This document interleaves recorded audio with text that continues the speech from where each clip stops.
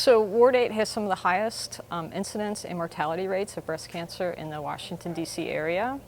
And when we opened Breast Care for Washington in 2014, there was only one other mammography facility east of the Anacostia River. As researched by Breast Cancer for Washington, D.C., Ward 8 has 173.9 incidents per 100,000 people. This is alarming since Black women have higher mortality rates for breast cancer, and since Ward 8 is 93% African American, with over 36,000 residents being Black women. Doctors like Dr. DeWitty attribute part of the problem of higher rates of breast cancer to the lack of screening available to Ward 8 citizens, as well as the negligence of residents to go out and get screenings.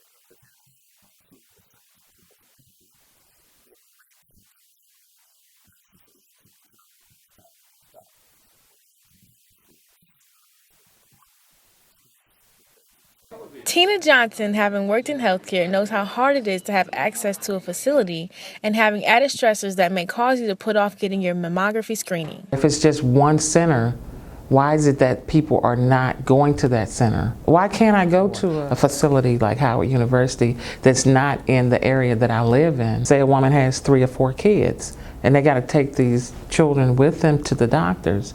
So a lot of times being a mom or in those areas, in certain areas, you put it off. Breast cancer technology has improved to allow for a 3D mammography screening, which takes images in slices and also helps doctors to possibly detect and treat breast cancer earlier.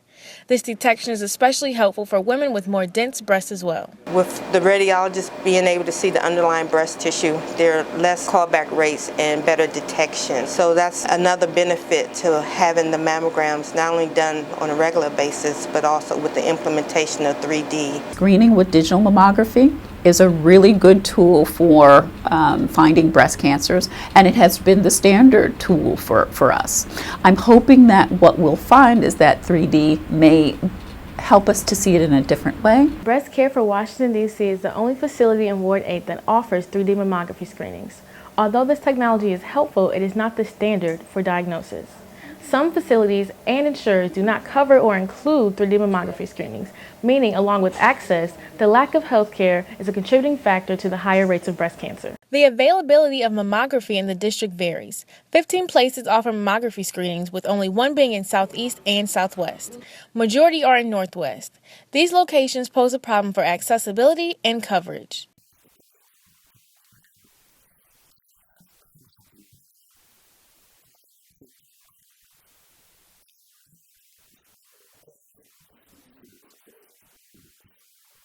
Breast cancer survivor Vicki Russell Walton, being misdiagnosed 4 times in 2007, explains how as a Maryland resident, she had to look for other ways to cover her expenses that accumulated with her treatment of breast cancer. Your medicine, your doctor's visits, and your copay, those are all 3 different payments. They're not the same.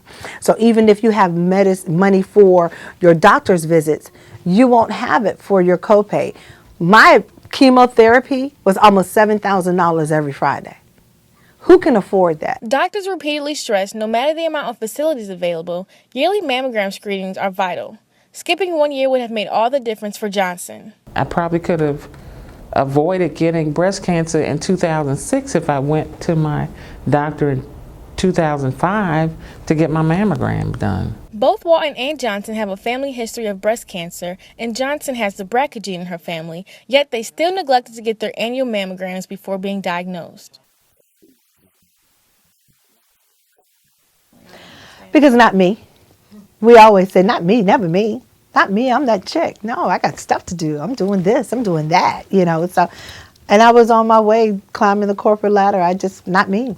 Dr. Wilson, being a survivor herself, uses that to her advantage when dealing with breast cancer patients. It's given me a lot of insight, and actually it's given me a unique voice that isn't commonly shared, and so I'm blessed to know that I can understand my patients, but also that I can understand the medical aspects that go on behind that.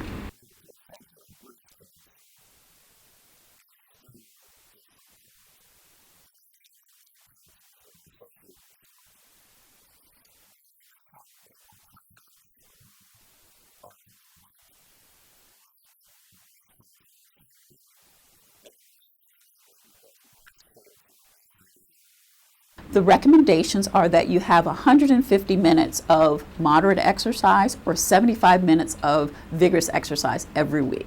It is also recommended that women stay within 20 to 30 pounds of the weight you were from high school, in addition to eating healthy and getting regular checkups, especially once you reach the age of 40.